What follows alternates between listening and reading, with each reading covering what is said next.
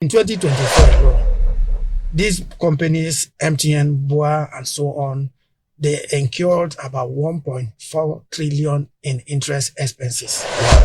They will try to pass that expense to what? To you and I. Yeah, the products, right? Yes, they produce their products. Mm-hmm. And that will equally come back to the system. Yeah. And equally now affect inflation rate. Yeah. The difference between the cost of fund, how much you are paying for loan, and how much the banks are giving you for your service is very well. With the high interest rate, because like I said, you are looking at 30 to 35%, which is high, extremely high, especially those who are in business, especially the small and medium scale enterprises. So the thing is that if you have to check it very well, there is no need for you to borrow. Don't borrow. And borrow only if you have to. And borrow if you have to. The banks are not expected to pay you anything less than 4% of your savings. Okay. So it varies depending on the bank and the amount.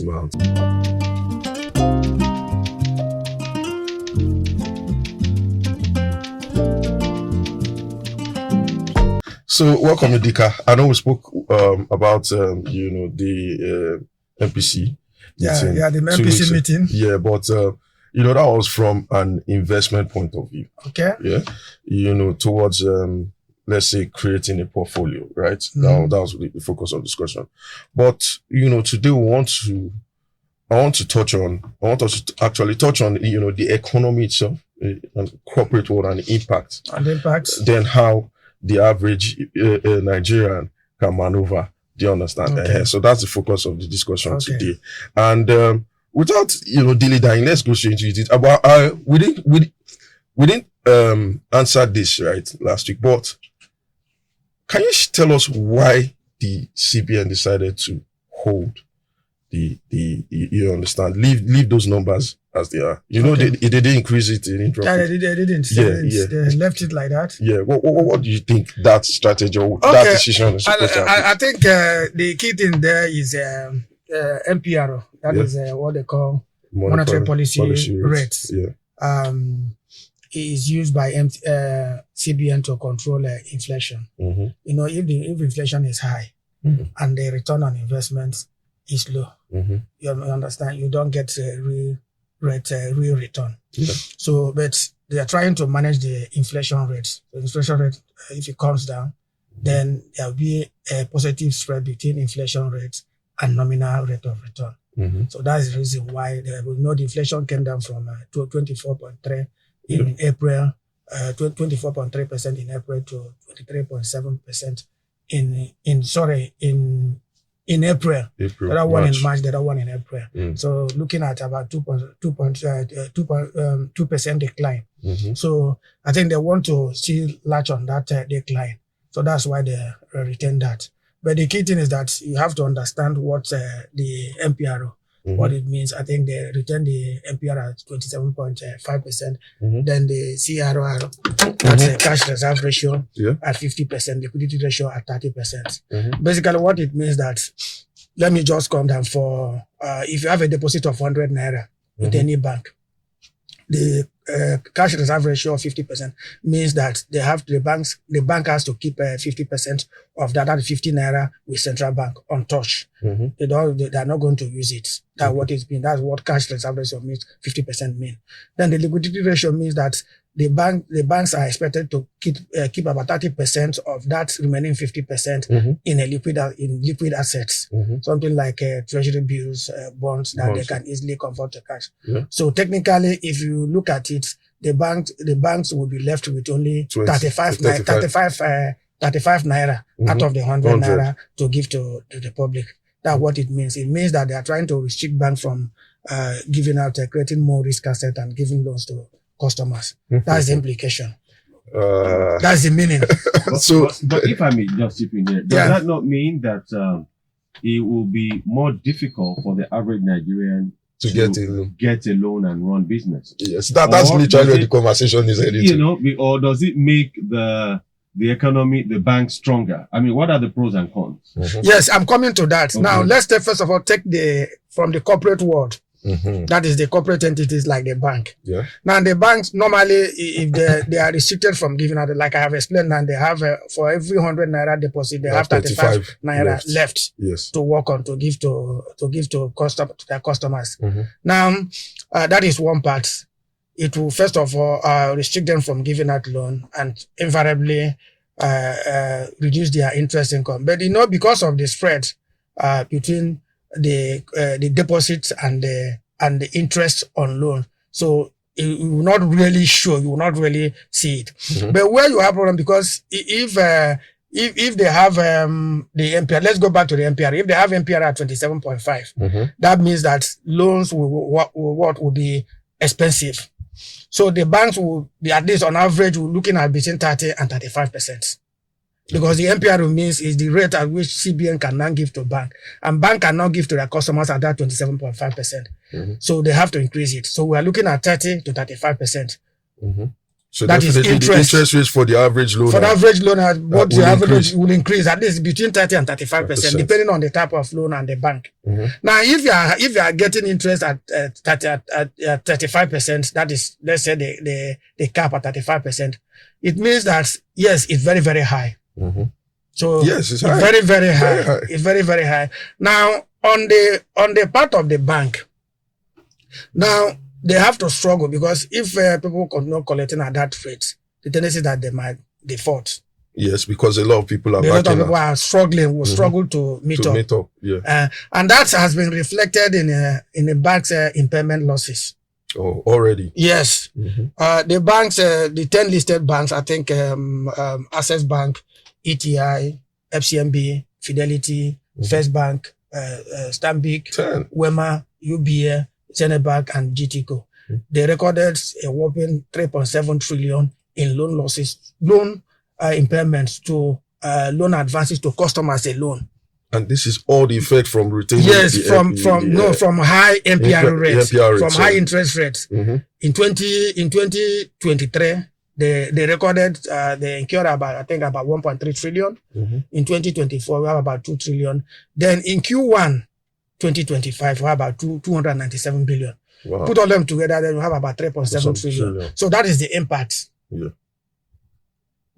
Effect on impairment losses by the bank.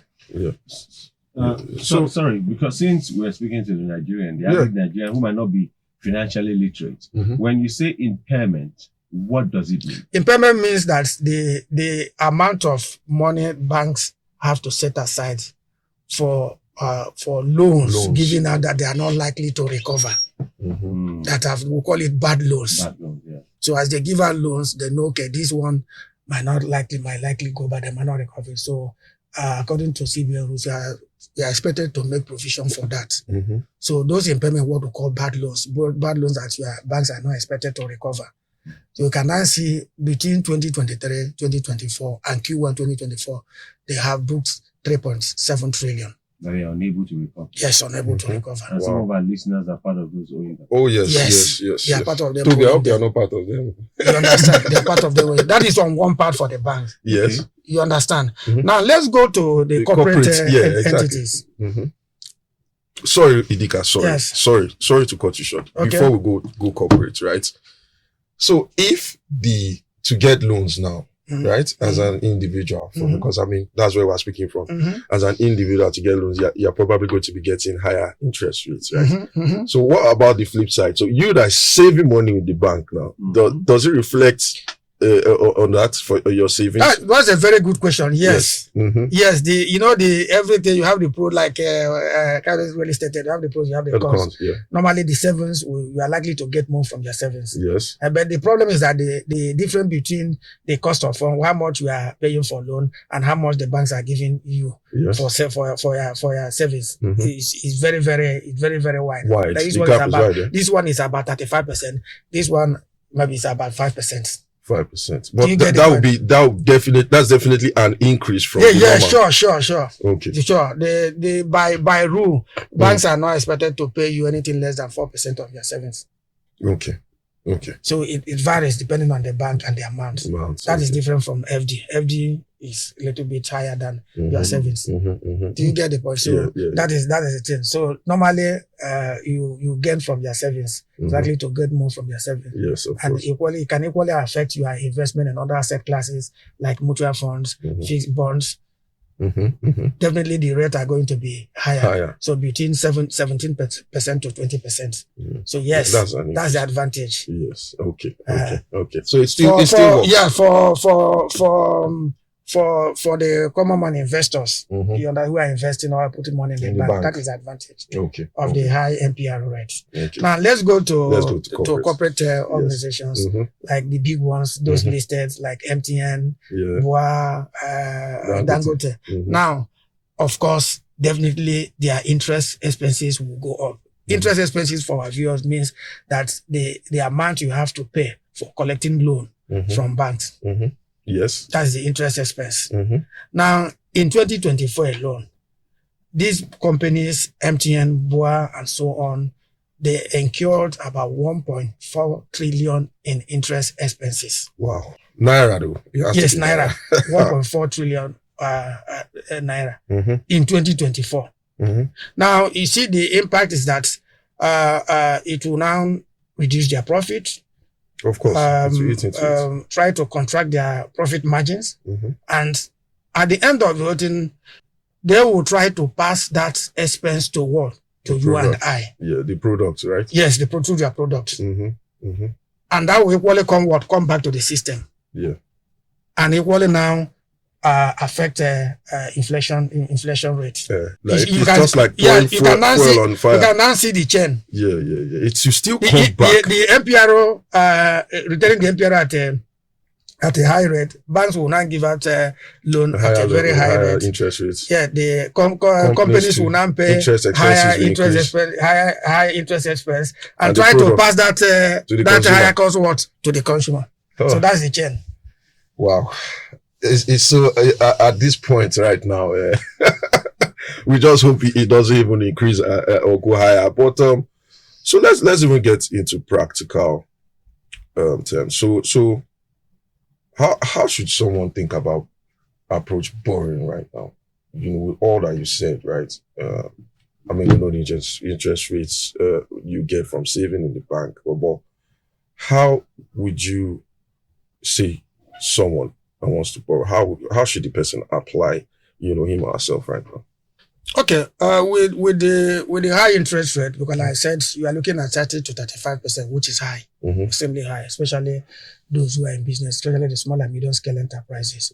So the thing is that if you have to check it very well, there is no need for you to borrow, don't borrow. And you have to look for alternative means of funding. Because you're going to get high interest rates. You're going to get high rate. Then the key thing is that even when it is necessary for you to borrow, you have to first of all check your cash flow, the business you are doing. Definitely, your return on investment should be higher than your cost of funds. Yes. The cost of fund now, let's put the cost of fund now, maximum 35%. So if you borrow at 35%, it means that the return on that investment should be more than 35%. It has to be. Give and take. That is the basic thing. Otherwise, you'll be losing money. You'll be losing money. So for that small scale businesses, you have to check it very well. What is the return on investments? Where I'm putting this money? I'm borrowing at 35%. I'm borrowing at 35% to fund this business. Will the return be more than 35%? That's a key question you have to ask yourself. Otherwise, you'll just be wasting your time and losing money. So what kind of investments, or should I say saving accounts, make the most sense right now in this climate? Yeah. You may not likely get, like I explained, get environment and get investment outlet that can give you return more than that cost of funds. But that doesn't mean that you should not invest. Like mutual funds, bonds, treasury bills, they be higher. They can give you between 17 to 20% or 21%. Okay. So it's still okay, even though it is lower than their cost of funds and even lower than their inflation rate. Mm-hmm. But you still have to invest. Now, apart from those ones, then you look at, I think we said it severally, you look at equities, stocks. Mm-hmm. Mm-hmm. So these are definitely other investments. Yes, these are that, outlets you can take advantage. You can take advantage. You can now invest in, especially those that are paying dividends with high capital gain. Capital gain means that the difference in share prices from the time you bought the shares and the time you would like to sell. So some of them do give more than that 35%, even as high as 60, 70, as high as even 100%. Oh, so you do your research well and know where to put it and now monitor it. Okay, that's very good. Thank you very much. And for those who are into business, if you want to borrow and go into business, yes, you can make it. But first of all, check your cash flow. Cash flow expected from the business. It must be higher than the cost of funds, because the cost of fund is high. And that's why even banks now giving loans to all these retail businesses, they find it very difficult because of the likelihood of defaulting. So people now resort to other means, non-conventional loans, like all these loan sharks, microfinance banks. Microfinance banks. So where they go, and if you check the interest rate, it's even higher than that 35% we are talking. Some of them, because if I give you a flat rate of 5% a month, 5%, but others you give about 60%. But people don't understand it that way, because it's just because they have easier access to it, because you are collecting at 5% per month. You understand, and you pay. But when you add it up, it's very, very high, as high as 60%. Even some of them has more than 100%. So which type of business are you going to put it in to get money back, or get your money back, to even get more than that rate? So the key thing is that ensure that you don't lose your money, ensure that you have a good return. And borrow only if you have to. And borrow if you have to. Then just calm down and wait. Maybe the ones if you have, put it in those asset classes that can give at least minimum of 17%.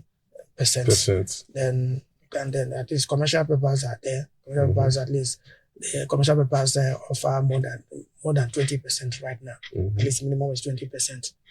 But the key thing is that you must, first of all, at least those of high network individuals, because some of them require minimum investment of 5 million before you can invest in commercial papers. Yes, but you can master that. If you plan well. Yeah, open a trading account, live trading account, stockbroking account. Have your Central Security Clearance System number. That means you can buy primarily when they issue them. Okay, well, thank you very much for that. And going into small businesses, right? I have some questions from our listeners. They are really stressed us about this episode. So we got a message from Sandra in Festac, right? And it goes, I want to take a loan to expand my frozen food business. Should I hold off because of high interest rates? It's pretty much of interest. I've answered that question. Okay. Sandra, what you have to do, like I said, the frozen business, what is the return on that business? Assuming if you want to borrow 1 million naira, you understand, that is the fund. Now, if you say, okay, they are charging you 35%, that means you are going to pay interest for 1 year about 350,000 naira, right? That means that the return should be more than that 350,000 naira. Yeah. So if the return is about 400,000 naira, yes, you can go ahead and borrow. Because the return is more than the cost of funds. But if it is less than that 350,000 naira, just hold. Yeah, just hold on. Or look for that means that can give you a lower interest rate. Interesting. Okay, thank you. So Sandra, I hope that answers your question. And we have one more. This is from Jude in Yaba. And he says, if I save 100,000 naira monthly, where can I get the best returns with minimal risk? Okay, that's that. I like that. That the last minimal risk. That's the last item, minimal risk. It seems Jude doesn't want to have any. Yeah, and I believe that Jude, I believe that Jude is still young. He's still young. If he's still young, then he talked about minimal risk, and there are various metrics we can use to measure that. But let's leave that.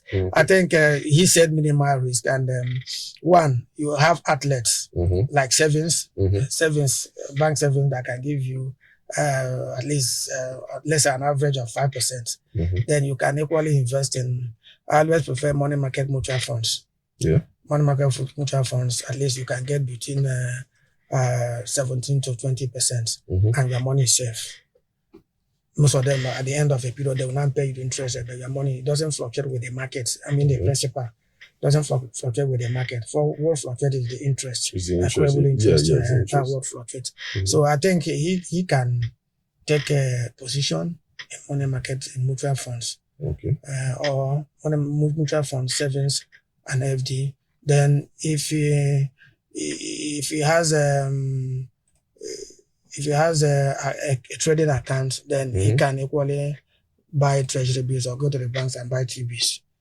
It was really nice talking to you, Idika. And so we to close, right? Because we're running out of time, right? So you're saying in conclusion, for anyone seeking a loan right now, right, because of the rates around and the journey of how it comes back to the consumer, the moral of the story or of today's discussion really is to avoid borrowing if you have to. Unnecessarily. And where you have to borrow, make sure that the return is higher than the cost of funds. Don't kill the banks. Don't avoid borrowing. Yeah. Don't kill the banks, right?